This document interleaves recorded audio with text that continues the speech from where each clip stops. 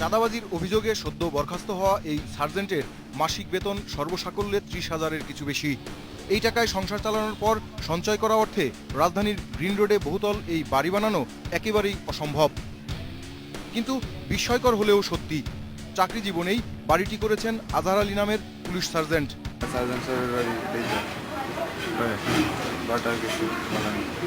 শুধু এই বাড়িটি দেখে চোখ কপালে তুললে চলবে না। অভিজাত এলাকা গুলশানে আলিশান এই বাড়িতে 2100 বর্গফুটের ফ্ল্যাটের মালিকও তিনি। আসলে মালিকটাকে উনি কি করেন? আমি যতটুকু জানি ওনার নাম আজহার, উনি সম্ভবত সার্জেন্ট বাড়িতে। এখানেই শেষ নয়, ধানমন্ডির এই বাড়িতে নিজ নামে কেনা 1250 বর্গফুটের ফ্ল্যাটে পরিবার নিয়ে বসবাস করেন সার্জেন্ট আজহার আলী।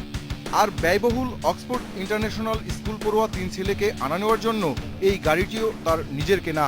এর বাইরেও নামে বেনামে করেছেন আরও অনেক সম্পদ। সার্জেন্ট আজহারের ক্ষমতার অপব্যবহারের মাধ্যমে এবং দুর্নীতির মাধ্যমে অবৈধ সম্পদ অর্জনের একটি অভিযোগ আমাদের কাছে ছিল। সেই অভিযোগটি আমরা প্রাথমিক অনুসন্ধান করেছি। প্রাথমিকভাবে অনুসন্ধান করার পরে তার অবৈধ সম্পদ অর্জনের বিষয়টি প্রমাণিত হয়। এক সপ্তাহ চেষ্টা চালিয়েও আজহার আলীর সাথে দেখা করা সম্ভব হয়নি।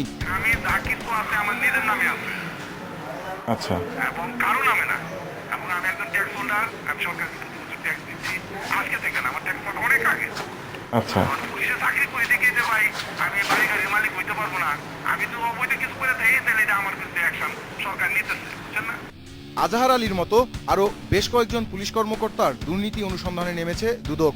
এদের মধ্যে অন্যতম হচ্ছে অতিরিক্ত ডিআইজি মোশাররফ হোসেন, অতিরিক্ত DIG Rafiqul Islam, police super Humayun Kabir ও এসআই শাহ আলম মোল্লা।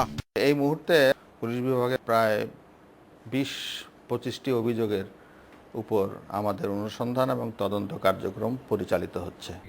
দুর্নীতিবাজ কর্মকর্তাদের ফৌজদারি আইনে শাস্তি ও সম্পদ বাজেয়াপ্ত করা হলেই কেবল দুর্নীতি বন্ধ করা সম্ভব বলে মনে করছে commission. Mahbub Alam, independent news, Dhaka.